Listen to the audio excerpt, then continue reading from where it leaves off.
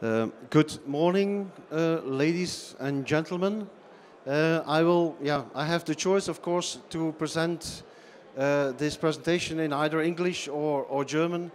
I will use a universal language for a universal protocol, which is English. Okay, so let's get started. Maybe the title is a little bit strange, from a group address to semantics, but I'll try to explain you in these 20 minutes what I mean with that. Okay, if you look at the world of the Internet of Things, the Internet of Things world is very diverse, and there are many initiatives dealing with the topic of Internet of Things. If we just look at the landscape of different initiatives around the topic of Internet of Things, I have just copied a few of them on this slide. You have Apple HomeKit, everybody knows that, Google, you have one M2M driven by telecom operators, you have Wi-Fi Halo, you have LoRa, you have Open Connectivity Foundation. Well, I just asked myself the question, or KNX asks itself the question, are we going to survive this tsunami of initiatives? Is maybe KNX not one initiative too many? Well, I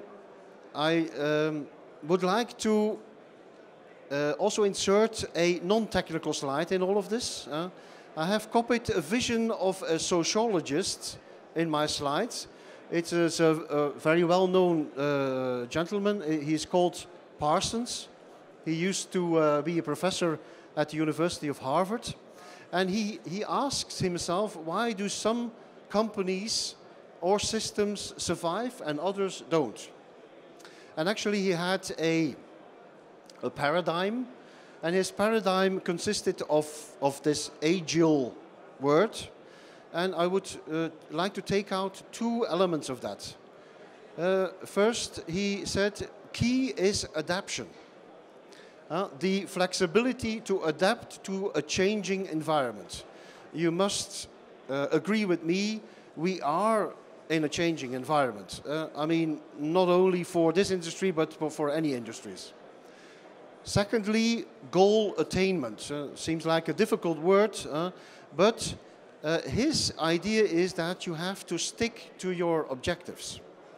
So what you should not do if you want to survive in a changing environment is you change to something completely different. So you should not become a chameleon which nobody recognizes anymore. So I also want to quote something from an also well-known gentleman on this planet by the name of Steve Jobs. He made a quote when somebody asked him, yeah, well, how is Apple going to react on this or that?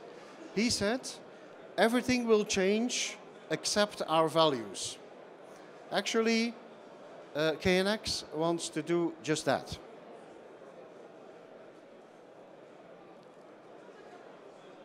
So let's look at the world of the Internet of Things. If you have these things in your home, it's quite possible.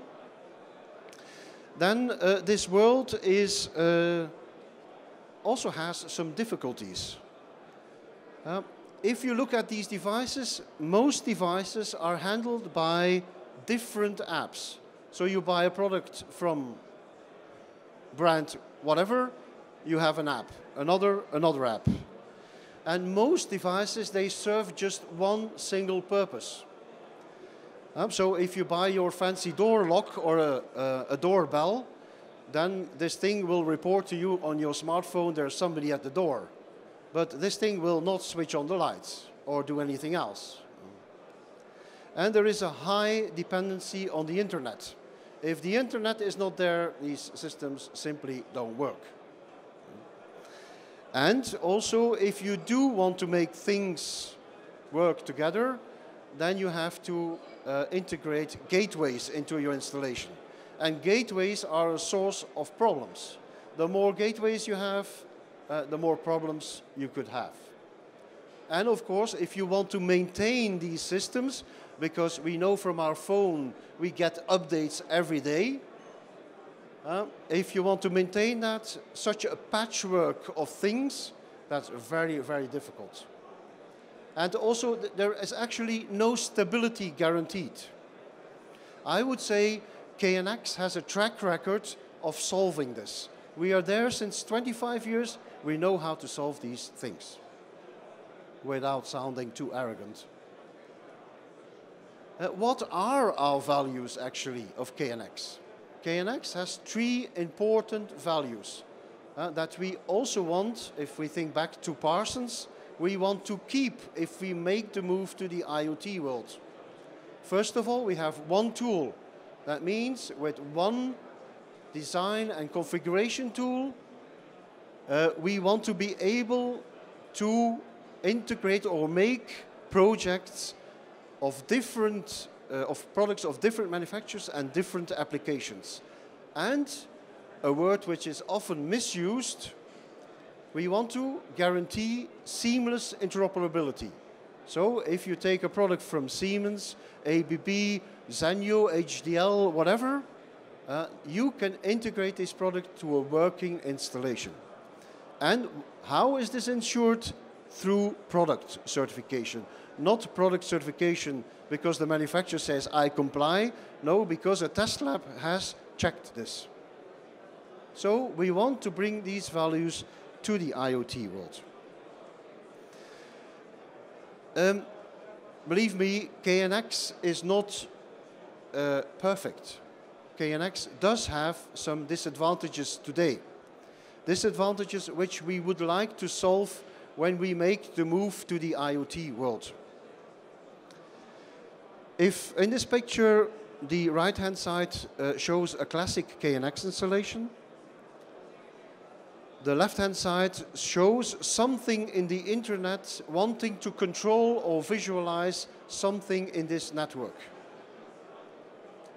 We have the left-hand side is your home or your building. The left-hand side is the internet. There are 2 ways of doing or to control something from the internet today when using KNX. So actually you could say KNX also already has solutions for the Internet of Things. First of all, the first possibility is you install a router, a KNX router, and you use the KNX NetIP protocol.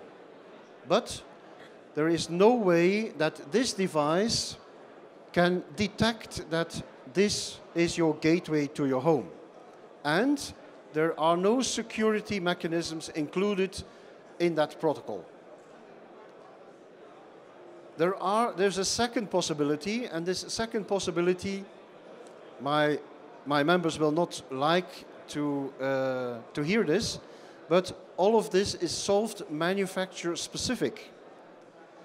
So if you want to access from a mobile platform to a KNX installation and you have a web server of manufacturer A, B, C or D, all of these solutions are manufacturer specific. So they may speak HTTP, but the way they speak HTTP is manufacturer specific. So this is not an ideal situation. Because if I send something on the bus in KNX, this message is very cryptic. I say, if I press this button in my bedroom, and I want to switch on a light beside my bed, then this message says, hello, I am device with the address 111, and I use a group address 111, and I send 1. There's not a living soul on this planet that understands this, except the actuator which has been linked to this sensor by means of the ETS. And he knows, aha, I have to switch on a lamp for that. But if you pass it on to the internet, the other thing here says, what the heck are you talking about? He does not know this is in the bedroom. He does not know that this actually is a switching command. All of this information is not included in this message. So it needs to be programmed into the visualization system. So this is not good. We can do better than that. We need to integrate the semantics. Semantics means the meaning of the data. We need to integrate this into these gateways so that these gateways tell what this message means, so that this meaning does not have to be programmed into the thing that wants to visualize or control this information. And we want to have a way of logging into the gateway which is manufacturer independent. So if I type in my KNX credentials, my KNX credentials, you should be able to log in to your gateway. Manufacturer independent. Can we keep these values when we transport this to IoT? I think we can. Our idea is that KNX will be extended, the classic system will be extended with two new types of devices. First of all, this ring is the KNX IoT backbone, and the classic system will be linked to this backbone by means of gateways that actually also provide this semantics to the thing listening on the internet. And this, I will explain you how this thing will be able to detect these semantics in the next slide. This intelligence that provides this semantics will be stored in the so-called KNX IoT stack. But I will demonstrate this, how this will work. And we will make a solution where a user can use his known credentials to link into the gateway. But we also foresee two new ways of communicating KNX messages. First of all, the so-called constrained devices. That means IPv6 based devices that communicate KNX messages. And we cooperate with two associations for this. The Fair Hair Alliance, which you see there, and the Thread Group, which you also see on this panel there. But we also foresee another class of devices, the so-called capable devices. These capable devices are devices that do not have these resource restrictions of the underneath class. We are thinking of systems like photovoltaic systems, like charging stations, like powerful HVAC systems. These, of course, bring new opportunities in our eyes to KNX. So how will this thing work? So this is a next animation that shows how our vision is that this thing will work. The old KNX system, I hate the word old a little bit because it's a little bit negative, but it will continue, of course, to function like it does today. So when you send a message from your bedroom to the light in the bedroom, then this actuator will still know this lamp has to be switched on. But this message will also be passed on to the internet. And by passing this on, this message will be linked to a certain meta ID. I just have chosen a number 1, 2, 3. If there is something on the internet that does not know what this meta ID is, he will be able to go and fetch this data in the KNX IoT stack, where he will be able to browse that this is a light, that this is switching on, that this light was switched on in a room of the type bedroom. And he will be able to know that this room, because the project information will be there as well, has the name master bedroom. And he will be able to browse for more information if he does not have this information. For powerful devices that do know and can store this information themselves, they will be able to immediately know, this is a light in the master bedroom, and I will display it on my powerful display. For these less powerful devices, these less powerful devices, they will actually work in the same way as twisted pair and radio frequency of KNX works today, with the sole difference that the protocol and the medium is IPv6 compliant and is not invented by KNX, but by our partners Fairhair and Thread.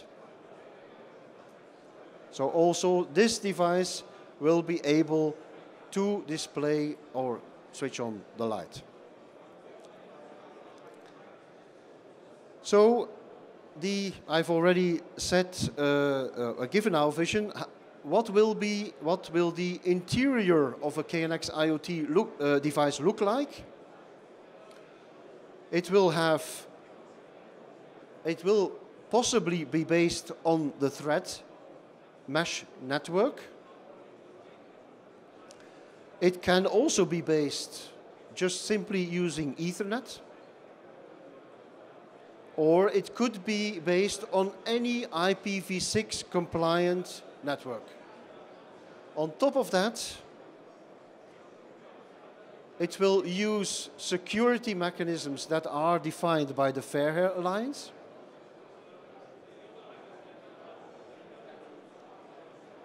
And what will KNX do? KNX will do what it does best, namely offering configuration tools and defining an application layer how to transport these messages. When do we want to roll out this thing? We want to have, or our members want to have, first KNX IoT devices at the next Light and Building. So I have already given you a reason to come to Light and Building next time. If you want to know, if you think, this is all slideware, so I'll just forget about that again. We have a colleague at our booth in the Galleria who has built a demonstrator. We have built a demonstrator that shows this IoT in practice. So I would really invite you to go and have a look and to let him demonstrate in real life what KNX IoT will look like. Thank you very much for your attention, and I hope I'm still in time, and if you still have questions, you can of course fire them at me. Thank you very much. So any questions, or you think I'll better go to the Galleria and let this be explained by this other colleague? Okay.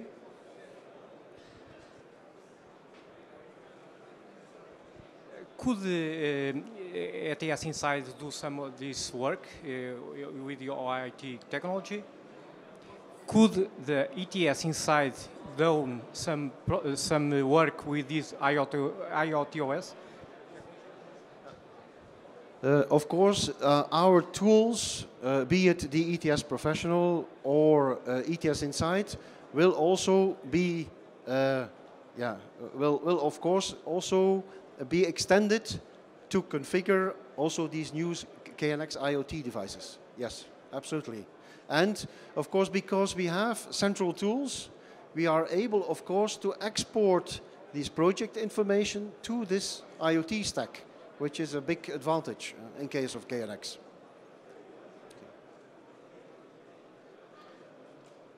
Okay, thank you very much for listening in. There's more KNX where that came from. My colleague, Mr. André Henel, is already there, but I want to give the word to the lady. She's going to present him.